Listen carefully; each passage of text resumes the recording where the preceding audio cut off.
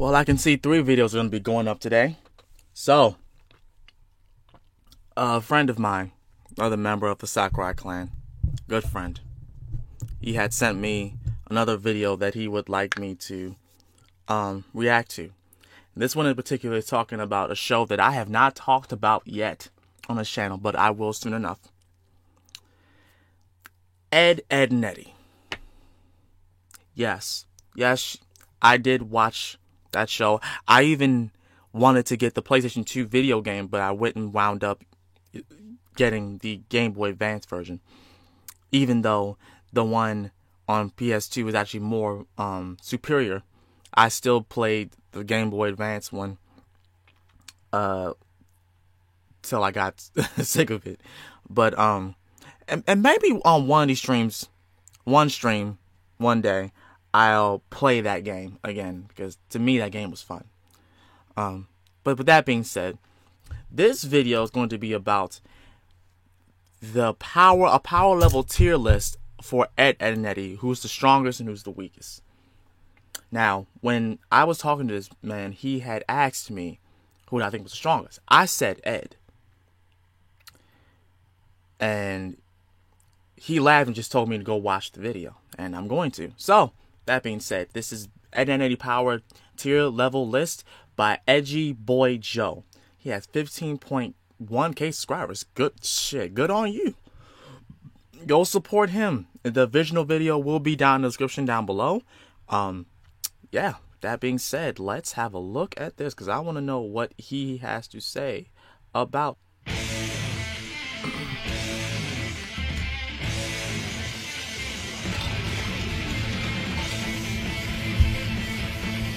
Oh my god, people scrapping. Anyone raised in the late 90s and early 2000s remembers that glorious era of some of the most action-packed, wish-fulfillment cartoons ever created. Yes. From the genre-defining Dragon Ball Z to the comedy action stylings of the Powerpuff Girls, there was no shortage of characters with mind-blowing powers for you to watch as a kid in your pajamas after stealing a soda from your parents' garage. But I'd argue that one of the most influential shows of this nature was the critically acclaimed Ed, Edd n Eddy. After a somewhat slow and tame first season, this show became nuts. A non-stop barrage of relentless action with characters performing superhuman feats on a regular basis. Now, while the Dragon Ball Z fanbase has no shortage of power level comparison videos, for Ed, Edd n Eddy fans, that task is a bit... Let me get 1 second. Alright, let's continue with the video. Sorry about that, I had to check something.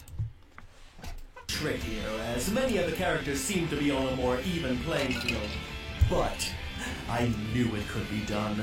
I've watched every single episode, I've taken notes, and I've done my best to rank every single main character in this show in order to make what I hope will be the definitive Ed, Edd n Eddy tier list. A quick disclaimer, I'll only be ranking the 12 staple main characters we've seen throughout the whole show. One-off characters like Ed's imaginary friend Jib, the alternate reality Cupid Jimmy and Sarah, and even Eddy's own brother won't be appearing on this list. I apologize to fans of these characters, but simply put, there's just not enough data to determine how well they stack up against everyone else. Also, yes, the characters in the individual tiers are ranked to themselves, meaning characters further left are higher than the ones on the right. Okay. And one last thing, though it is a fan favorite, I won't be using data from 1 + 1 = Ed, as it's mostly a non-canon filler episode. So, without further ado, this is... what did I call it? This is Gross Creepy Dork with Terrible Diction Productions, and let's Ed it up. First up, we have the D tier, and yeah, I doubt most people would be surprised seeing Jimmy at the very bottom. Now, I'm not saying that he has no redeemable qualities, because there are a few.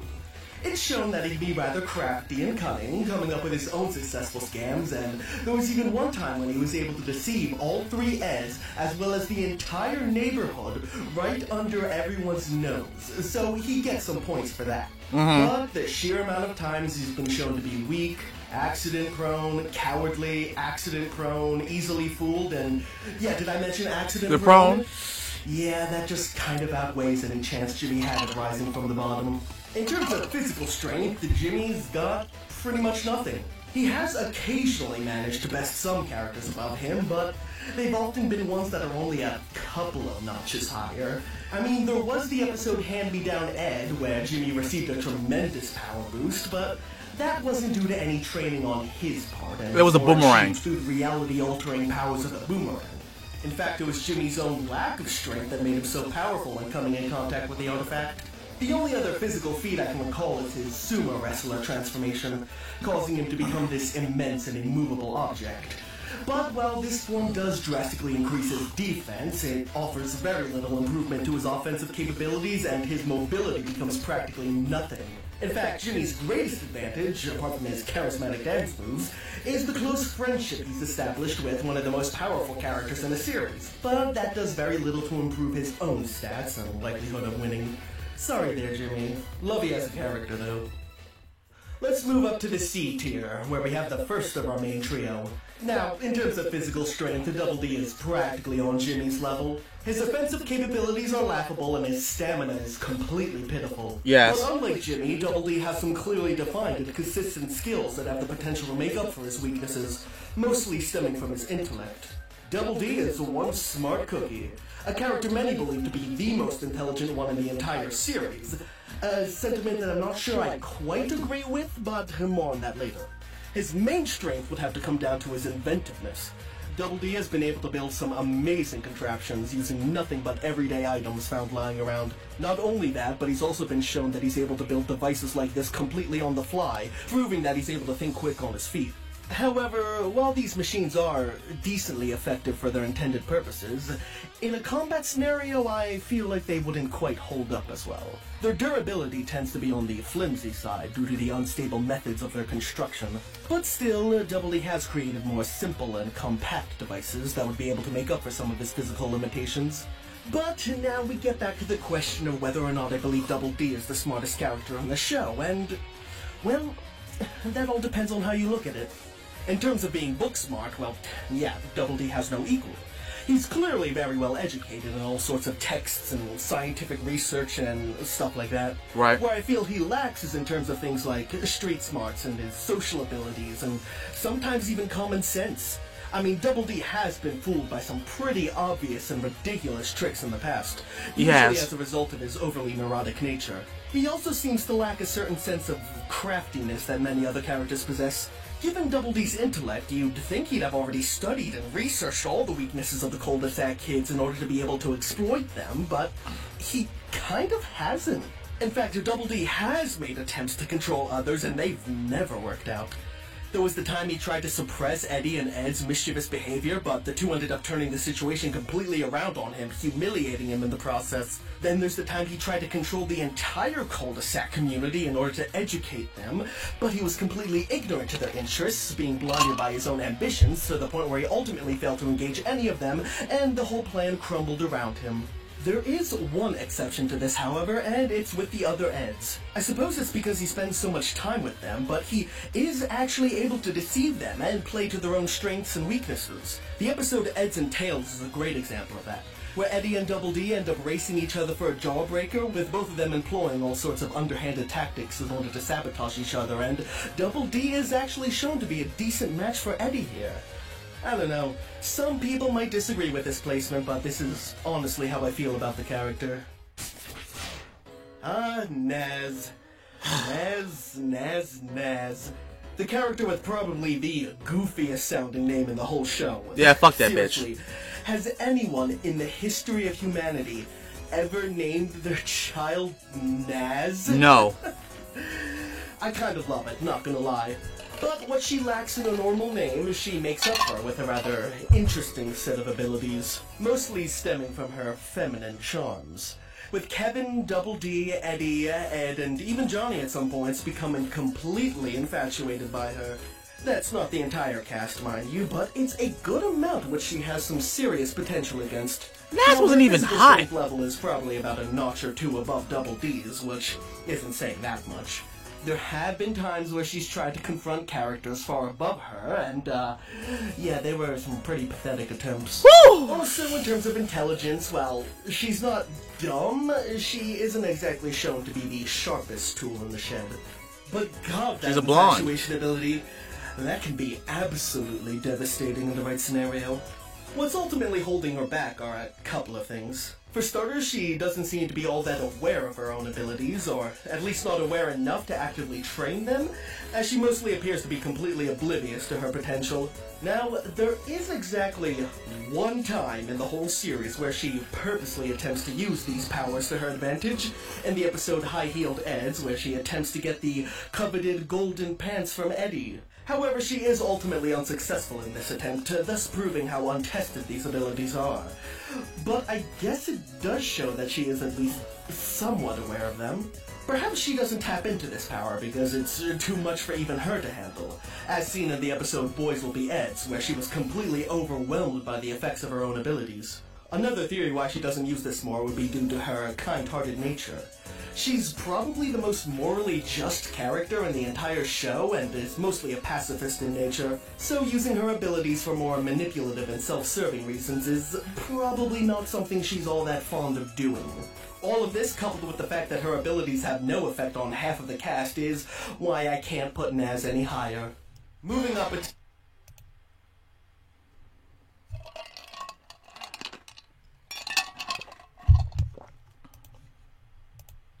here, and we come to arguably the main character of the show, who is a rather unconventional fighter. While Eddie does have some amount of physical strength and fighting technique, his main skill set comes from his tactics of manipulation and deception. Unlike Double D, Eddie has a vast understanding of the other kids' personalities, their desires, their strengths, weaknesses, fears, and he often uses this to his advantage. Eddie was a master manipulator, bro. He was a master manipulator. Only reason why it never worked half the time was because people, either Double D said the wrong thing, ratted him out. Either Ed said the wrong thing and ratted him out. If it wasn't for that, he would have excelled at getting all the jawbreakers he wanted. He's been able to successfully deceive every single other character on the show Yes. at least once, Uh-huh. and often multiple times. A great example of this comes from the episode All Eds Are Off, where the characters each wager a quarter and swear off of one of their flanderized personality quirks, with the winner being whoever can go the longest without giving in. And Eddie does a dastardly cunning job of wearing down and emotionally breaking everyone else into submitting. However, Eddie's successes usually don't last very long and have a tendency to blow up in his and the other Ed's faces. But the fact that even after all these failed attempts, along with everyone's natural distrust of him, he still manages to pull off or come close to pulling off numerous schemes is just a testament to how strong Eddie's abilities can potentially be. Physically, I'd say Eddie is about average, maybe slightly below average. He's not shown to be particularly strong or skilled in head-to-head combat, but he is full of surprises, actually being able to hold his own and occasionally scoring some impressive blows on characters far stronger than him. A lot of Eddie's strength in this area comes from what the fanbase has dubbed the Rage Boost, when a character gives into their anger and emotions and receives a tremendous power boost as a result. And yeah, it's clear Eddie has some practice with this technique. However, prolonged exposure does take a toll on the body, so it's not a form that can be sustained with ease. Other strengths of his include a high stealth level, decent Yes. speed, an impressive pain tolerance, some type of minor voodoo shadow manipulation, being disturbingly adept at many forms of torture, and, surprisingly, having some inventing and engineering skills. Now, they're nowhere near as good as Double D's are, but Eddie has been shown to create a few contraptions entirely on his own. The culmination of his true power comes from the episode Out with the Old, In with the Ed, where Eddie, through several different tactics, actually manages to fool the entire cul-de-sac into believing that it was still summer, even as school was approaching the very next day. This is one impressive feat, even if it was eventually unmasked. And I suppose I also have to cover the controversial Ray of Riches technique from the episode Robin Ed. See, in this episode, Johnny and Eddie don comic book personas and have a little imaginary fight where, at one point, Eddie proceeds to fire a stream of energy projectiles, seemingly from his mind.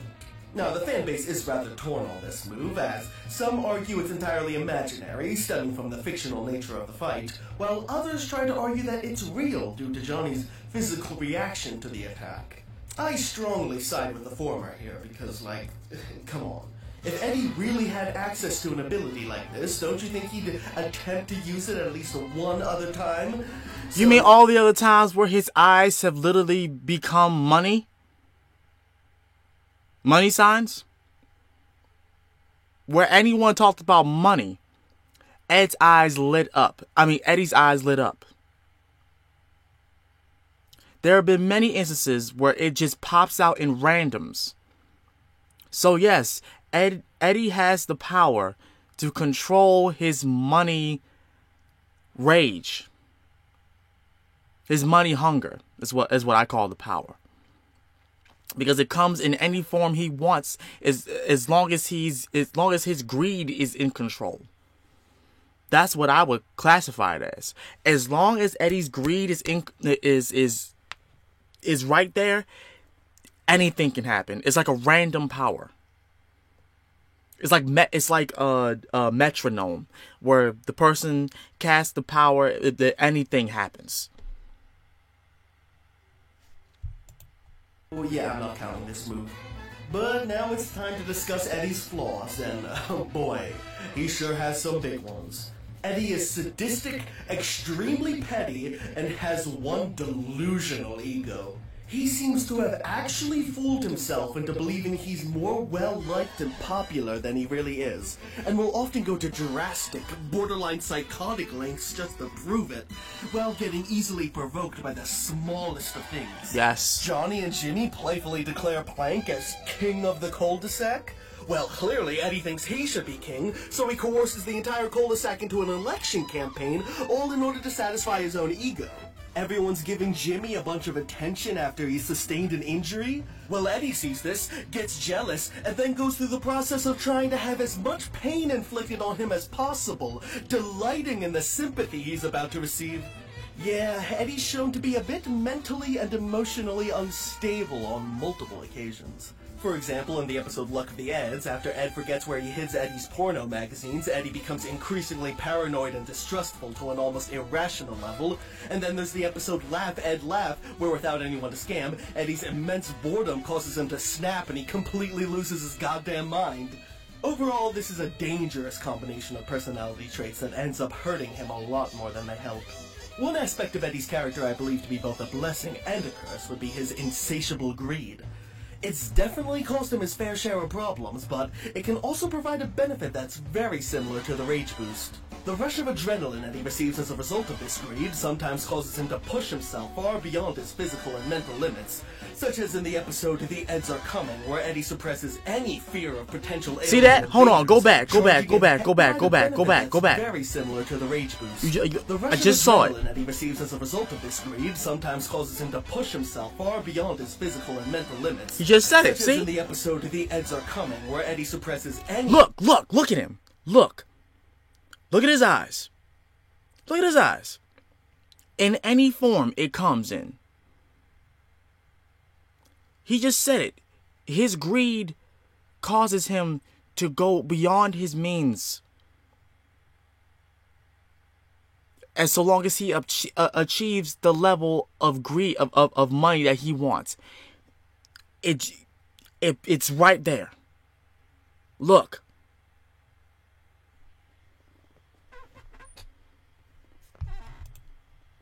Fear of potential alien invaders, charging in head first in hopes of capturing one for profit. Whew. Okay. I think that's enough about Eddie. I could honestly go on, but we have to move on to other characters. Next we have our very first character of notable physical strength. Yeah, Kevin is no pushover when it comes to combat, being able to hold his own against a good amount of the cast with his brutal fighting techniques. However, as tough as Kevin may be, I don't believe he's quite as strong as many give him credit for, and I feel his greatest strengths come down to both his charisma and authority. Kevin has managed to win the respect and adoration of almost every kid in the cul-de-sac, all due to his cool demeanor, impressive showy stunt work, and not to mention his entire garage full of jawbreakers that he gives out on a regular basis. But if you notice, throughout the series, Kevin actually doesn't do all that much fighting on his own, being much more likely to rally all the other kids together for a group attack. Now, like I said before, Kevin is no slouch in combat, but I do think even he realizes that there are others on his side who are even stronger than him, so he often gets their help in order to increase his odds of victory. On his own, Kevin has actually been caught off guard and overwhelmed, leading to his defeat at the hands of opponents he's usually capable of defeating. But Kevin has the confidence and courage that often have him taking charge of the situation and leading the others. This status tends to lend Kevin an imposing authority, often making his enemies think twice before crossing him. In terms of intelligence, Kevin isn't too bright, but he does have a decent amount of common sense. He's by far the least trusting of the Eds and their schemes, which allow him to catch on to things before most of the others. This distrust has worked to his detriment once before, but apart from that, it's usually a benefit.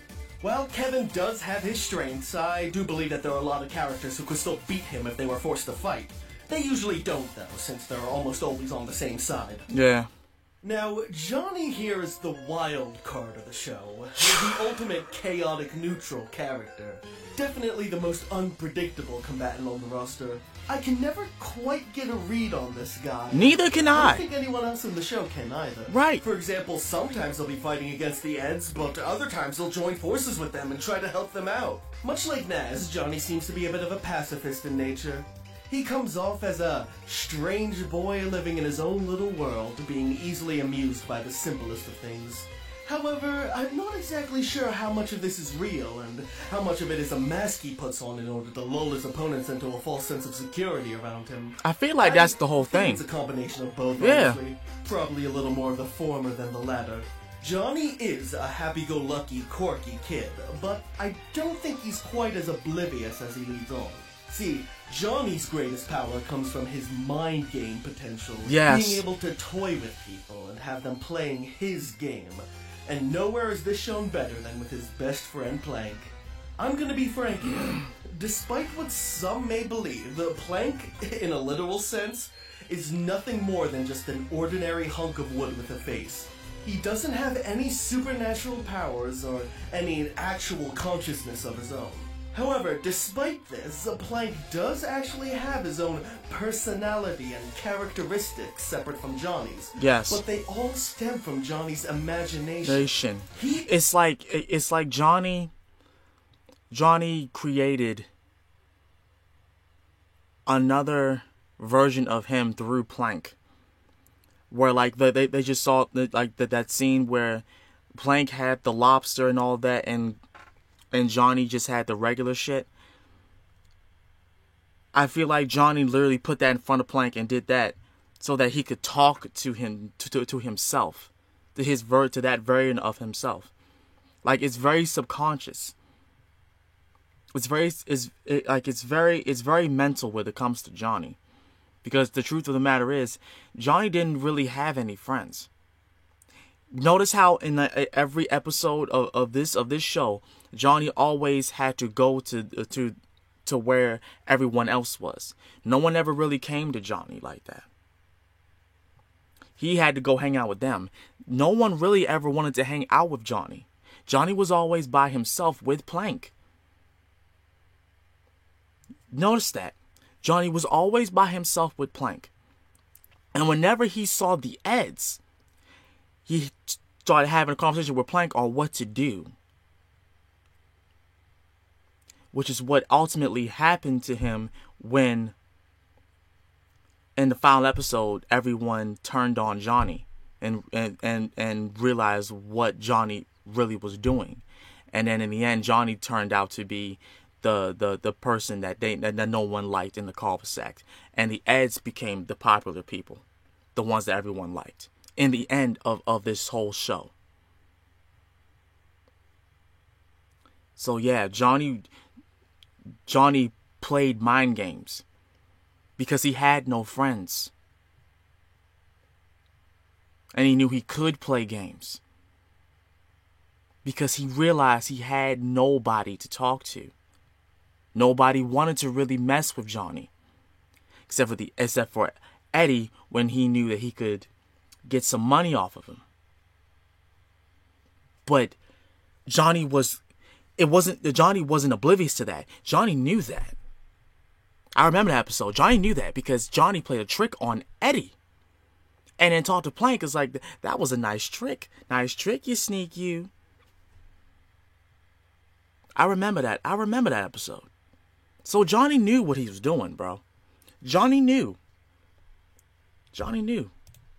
He is so thoroughly convinced that Plank is alive that he gets everyone else, who all know Plank is nothing more than an ordinary hunk of wood, to fully acknowledge him as a separate person and play along with Johnny's game. But like I said before, Johnny is largely a pacifist in nature, mostly concerned with just having fun and occasionally standing up for mutant rights. So he hardly ever uses any of his abilities for ill intent. But when he does, oh boy, he and Plank are able to play people like a fiddle. One of the best examples of this, of course, comes from Gimme Gimme Never Ed, where Johnny and Plank end up toying with the Eds throughout the whole episode, getting them to build increasingly more elaborate and expensive thrill rides for Plank, and then, through one decisive move, they end up swiftly defeating all three, getting their money back in the process. And this isn't the only occasion where the Eds attempted to use Johnny for one of their schemes, only for him to turn the tables on them in the end. That's not to say Johnny is a complete genius or anything. He is shown to be easily duped, easily impressed, or easily distracted as a result of his carefree nature. And another drawback that Johnny happens to share with Eddie would be his, less than stable mental state, which is probably even more apparent here, often being pointed out by the other characters. Who knows what this will do to Johnny when he sees this, Eddie? His ties to reality are already tenuous at best. So? The kid weirds me out too! Look at him! See, whenever Johnny is separated from Plank, he tends to lose it. Either Yes. falling into a deep depression, paranoia, or becoming manically dependent on others. And by the end of the series, Johnny completely snaps. But seeing as it was the final scene of the whole show, we're ultimately unable to tell what this transformation was capable of. As far as direct combat capabilities, Johnny... It's just like what he said. It's to a just deep what he said. depression. Because in the end, he completely snaps.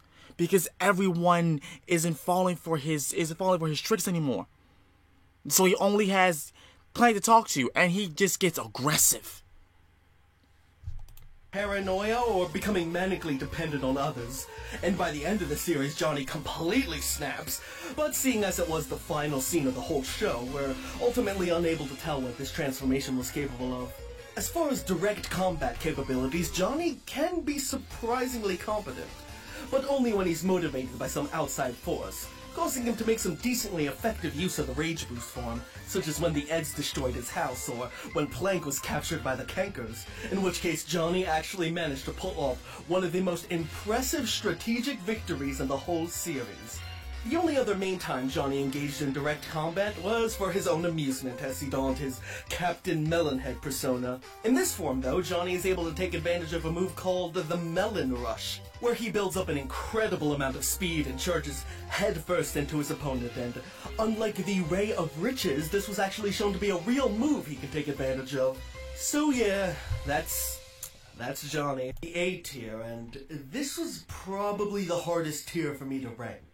All three characters I have ranked here are pretty similar in power levels, but I dug into my notes to see what kind of attributes some had over others. Okay. So, at the bottom of A, we have our final member of the main trio. What? Now, in terms of raw physical strength, yeah, no one surpasses Ed. This is the guy who's able to effortlessly lift an entire house over his head. This leads the more casual fans to deem him as an undisputed S tier, but amongst the true fans, we know that isn't quite the case. You see, raw strength isn't everything, and Ed's overwhelming power is balanced out by having the lowest intelligence level out of every other fighter. Sure. Ed doesn't have any fighting techniques, any strategy, any sort of skills in combat outside of just being really, really strong. This frequently causes him to be easily defeated by characters who are often far weaker than him strength-wise. But let's not underestimate him either. I'm placing him this high for a reason. He is damn strong. And if he tries his hardest, has a good chance of defeating many of the cul-de-sac kids. Ed might seem like a predictable one-trick pony, and for the most part he is. But he does have access to quite a few unique forms that he's managed to see some success with. One of the most popular being the monster form. Ed was actually able to subdue a good amount of the roster with this. However, it wasn't due to any significant power boost granted by the transformation, but more so the fear it induced from the other kids believing he was a real monster, so it isn't all that reliable now that the ruse is up. Ed also once entered one hell of a rage boost state, which even managed to intimidate his sister, Sarah. But this was a very rare occurrence, born out of discomfort from one particular pebble in his shoe. But there's still one other form that I believe to be Ed's most effective transformation, and that would have to be his Lothar form from the Halloween special, based off of some Viking warrior character from one of his movies. With this one, Ed was actually able to apply some technique to his fighting style, albeit ones he mimics from television, but he was actually shown to be more than a capable fighter with this. Yeah, but the thing is, these forms are ultimately pretty unreliable due to the specific and rare circumstances they require to unlock. So, yeah. Next up, I can already tell this is going to be a controversial choice. Boom! Marie Kanker! Now, I know what you're thinking. What? Joe, you're putting a Kanker sister this low? And it isn't May? You're actually putting Marie below May. Alright. Let me explain. Explain! Yes, the Kanker sisters are the most powerful and feared group in the entire cul-de-sac. The mere mention of their names is enough to make people shit themselves, and yes, as a group they're an almost unbeatable force. But I'm not counting them as a group, am I? I'm counting them individually, and unfortunately, Marie doesn't have as much to show on her own. Now, don't get me wrong, she's no pushover, and she has a couple of solo victories under her belt, showing that she is quite a capable fighter. But much like Kevin, she seems to do most of her fighting as part of a group rather than on her own. Fitting how they're voiced by the same actress, too. Are you serious? Not so much as making my armpits sweaty. Hey, dork! Say cheese! By herself, Marie has actually been shown to struggle against some characters like Johnny and, well, especially her sisters. I mean, sure, she does manage to score some hits against them, particularly May, but these confrontations usually don't last long enough to determine an outcome, and I'll get more into this later when I talk about her sisters, but while May is often treated as the butt of the group, often getting pushed around by both of her sisters, I think Marie knows, deep down, that May is actually stronger than her. Take the Valentine's Day special, Hanky Panky Hullabaloo, for example. Okay. Where May and Double D end up falling in love with each other, mostly resulting from the interference from an alternate reality Jimmy and Sarah. And because Double D happens to be Marie's main Ed, yeah, she's not too happy about that. Now, romance is something the Kankers take very seriously, so you think all this rage bubbling inside of her would cause Marie to directly confront May, perhaps even challenge her in a head-to-head fight, but nope, she doesn't. Instead, choosing to simply vent her frustrations through passive-aggressive artwork. It's only after getting Lee to also disapprove of the relationship that she decides to do anything about it, with Lee at her side, of course. This, to me, proves that Marie Kanker might actually be the weakest link of the Kanker sisters. And I do think there are a couple of characters that could beat her. And if you could, please hold off on your comments until you see my description of May. Then feel free to comment away. But who knows, it's shown from a deleted scene in one episode that Marie does drastically bulk up in the future. So perhaps she becomes even stronger then. Oh. And at the top of A tier, I'm placing Rolf. Now, in the beginning of the series, Rolf... Hold up, Rolf is an S tier? So who's S tier? If Rolf is only A tier. I gotta hear this. Isn't all that impressive. He was probably around Kevin's level, showing some decent strength and competence. What do you mean he's around Kevin's level? At the same time, he could also be defeated or deceived rather easily. His lack of understanding of his current environment also didn't help with that. But, Rolf's been doing some serious training, and has managed to significantly increase his strength, durability, and fighting techniques. The constant farm work he does on a daily basis has pushed Rolf far beyond what he once was. Damn right! Probably the most drastic increase in power levels of any character throughout the seasons. Watching the Season 5 episode, Boom Out Goes the Ed, it's apparent just how far Rolf has come in comparison to a character like Kevin, who's done very little training and has just sort of stayed at a flat constant. While not quite possessing the raw strength of Ed, Rolf has performed some impressive physical feats. This includes tearing down trees, crushing boulders, and even being able to push his entire house several feet back. Though Rolf does have strength to spare, it's his fighting technique and combat skills that truly put him at this spot. Using a variety of weapons, from his bare hands to pitchforks, a large fish, his hat of discipline, and even his own goddamn shoe. He also has a whole farm full of animals with some decent power levels at his beck and call. Most notably Victor the Goat and Wilfred the Pig, with Wilfred in particular having some great synergy and combo moves with Rolf. Now, he occasionally struggles with controlling these animals sometimes, but they're still reliable enough to be seen as a positive addition to his arsenal. He also has the ability to completely shatter any form of armor with a single well-placed strike, and couple that with his canine level of smell and tracking abilities, and it pretty much makes any form of defensive play practically worthless, especially when in the woods, where he's able to pick off his opponents one by one.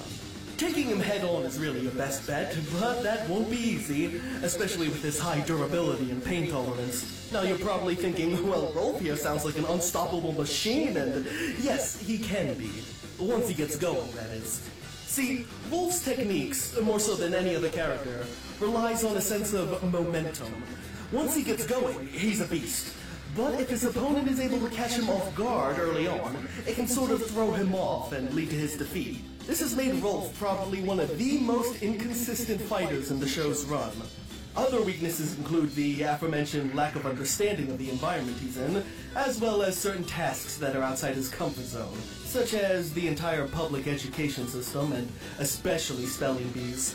It's also shown that a constant protein diet is basically the source of his strength, as without it his power level drastically drops. Another, albeit unconventional strength of Rolf's would be his lack of sexual urges. I can't believe I'm actually using that sentence in an edit in any video. But yeah, Rolf isn't shown to have any attraction to either gender, which is often depicted as a weakness for so many characters.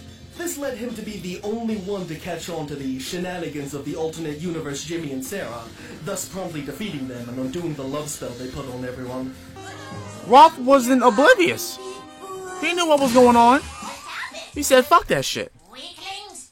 Weaklings. S-tier, here we go. Okay, what's S-tier? No more fucking around. First up, we got Ed's little sister Sarah, and oh boy, this little kid's a threat. Now, I've mentioned the rage boost before, and we've seen quite a few characters dabble in this technique. But Sarah has downright mastered it. She's able to unleash this form in the blink of an eye, sustain it for extended periods of time, and take full advantage of it without suffering any of the drawbacks. You see, in her base form, Sarah honestly isn't all that powerful. The problem is, she's rarely ever in just her base form, always keeping some lingering amount of rage power flowing inside of her, so she's able to more easily crank I'll give it to you. at a moment's notice. She is a Remember walking that point in Dragon cyclone. Ball Z where Goku and Gohan mastered the Super Saiyan transformation and they were able to just walk around in that form like it was nothing? Well, that's basically what we have going on here. For most characters, having a bad temper would be a drawback, but Sarah takes this flaw and weaponizes it, making her a goddamn bulldozer plowing over anyone who's in her way. Oh, and if you think her temper is the result of a lack of control over her emotions, please. Sarah has a tremendous control over her emotions, putting aside all other feelings except blind rage when needed. For example, she does happen to have a minor little crush on Double D, but that sure doesn't stop her from beating the shit out of him on numerous occasions if she has to. One of the only weaknesses that Sarah does have, besides there being a couple of characters even stronger, is that, well, she's pretty young, and thus her naivete can get the better of her. Ooh, I used a big boy word. She has suffered some defeats in the past, but she's usually able to somewhat work around them, even through more cunning and duplicitous means. And there's Honestly, not much more I can say about Sarah. Next up, Boom. Like I said before, May is often seen as the lowest of the Kanker sister trio due to how her sisters are constantly picking on her and belittling her. But I'd like to argue that she is much, much more powerful than she leads on. Her biggest weakness is that she is pretty dim-witted. Not quite down to Ed's level, but still not a very bright or perceptive individual. She's kind of like a combination of the Kanker attitude mixed with Ed's stupidity and Johnny's more carefree outlook on life. Which is why her sisters, even the less powerful Marie, are able to frequently bully her. She's not quite as bossy as them, and even seems to be rather content with her status. But unlike Naz or Johnny, it doesn't take much to provoke her to fight back, particularly against Marie, who she usually exchanges equal blows with. So at the very least they're at the same level, right? Well, that's how it seems. But in actuality, May has an enormous and frightening amount of hidden power stored up inside of her. Power that, when unleashed, goes far beyond a simple rage boost and transcends to a nearly godlike level. First being shown in the episode Ed Overboard, after her sisters pull a vicious prank that ends up pushing her way too far, and then, boom, it happens. May's power level explodes to immeasurable proportions as her sisters are completely overwhelmed, forcing even Lee to take cover and try to come up with some sort of strategy to subdue her. Luckily for them, she is calmed down by the doll of her love interest, Ed. But I want you to pay close attention to what happens afterwards. May seems to be in a vulnerable state right now. Her defenses appear to be lowered and, well, she's crying. Lee then has Marie check up on her, and upon seeing the current state she's in, Marie believes that the coast is clear and proceeds to mock and belittle her. And then, BAM! Let's break this down now. So despite the fact that May is currently in tears, completely unaware of her surroundings, Don't be talking the shit. power she's emanating is so great that a projectile is launched directly at Marie, Yeah. shutting her up. Yeah. I mean, wow. That was probably done subconsciously too, without May even noticing it happen. Don't be That talking is shit. Insane and, frankly, terrifying. We actually don't see May tap into this level of power again until hanky-panky hullabaloo. Once again, she was being teased by her sisters about her Valentine's Day card, and once again, her power level skyrockets, and she's able to swiftly overpower both sisters. Yep. However, this time, she appears to have much more control over this power. Now, it's never directly stated or shown, but it is heavily implied and speculated that Lee has actually been training May off-screen in order to get her to better harness this unfathomable potential.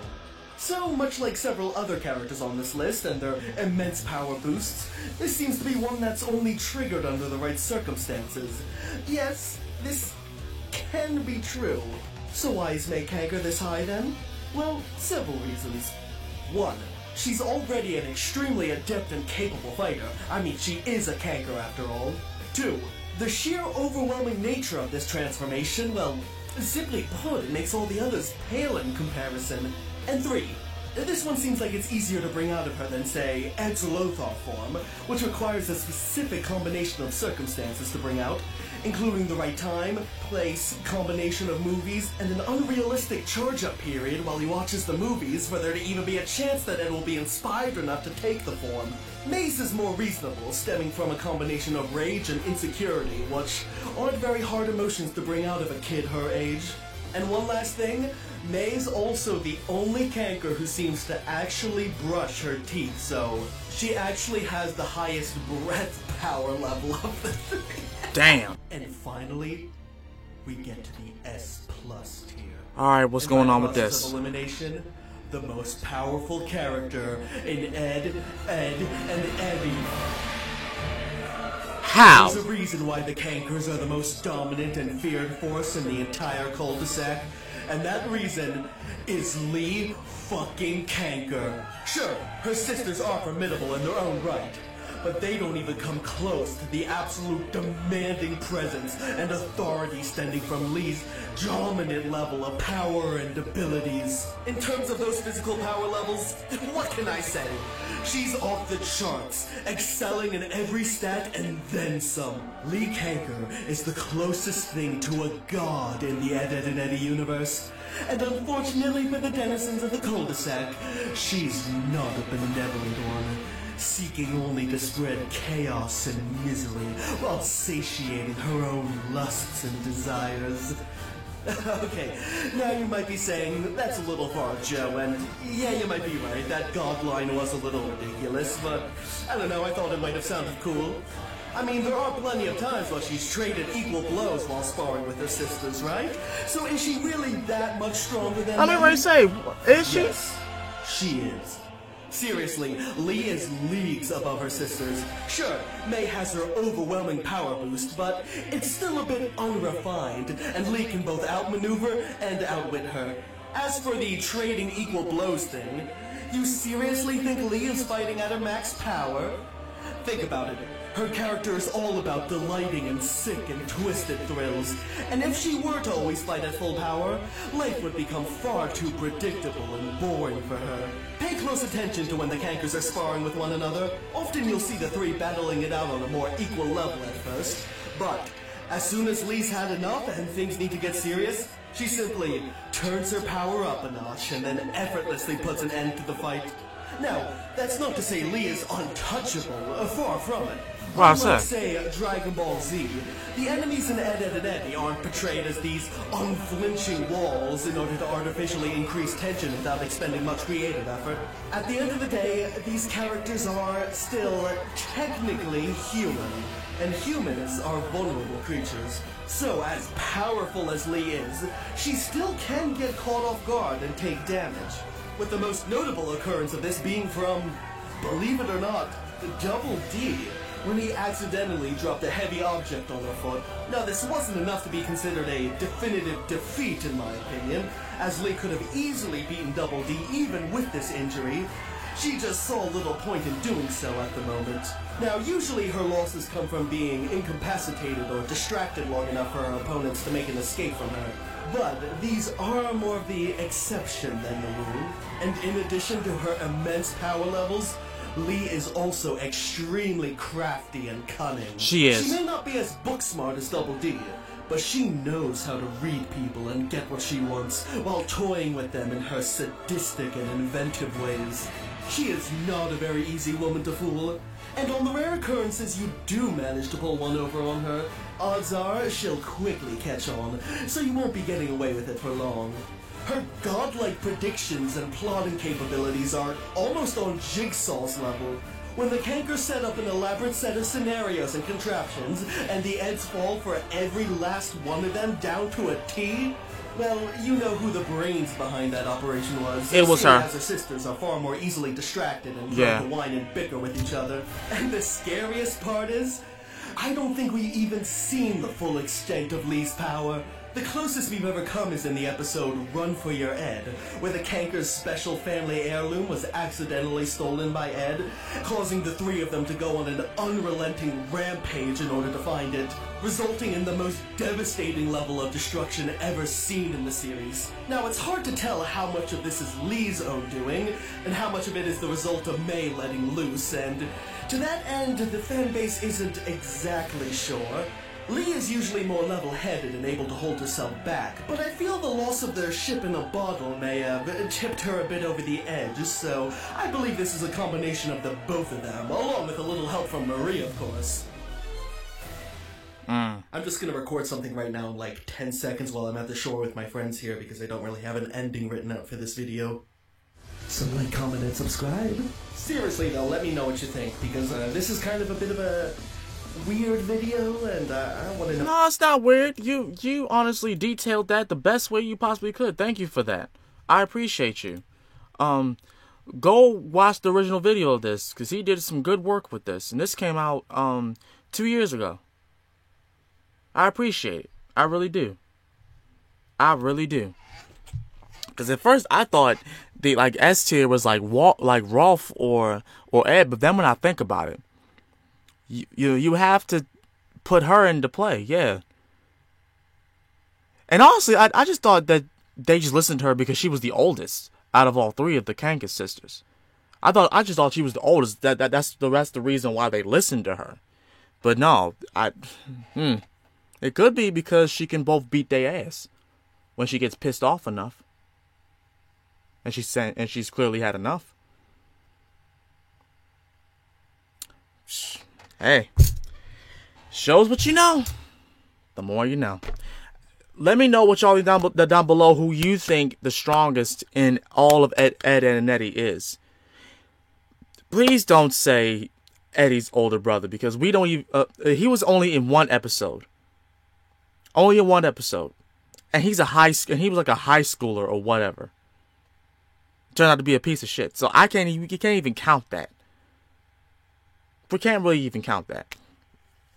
But yeah, let me know what you think down below in the comments. As such, this is Master Real Sakurai. Hope you enjoyed this. Leave a like, comment, subscribe. I will see y'all again next time. I'm out. Peace.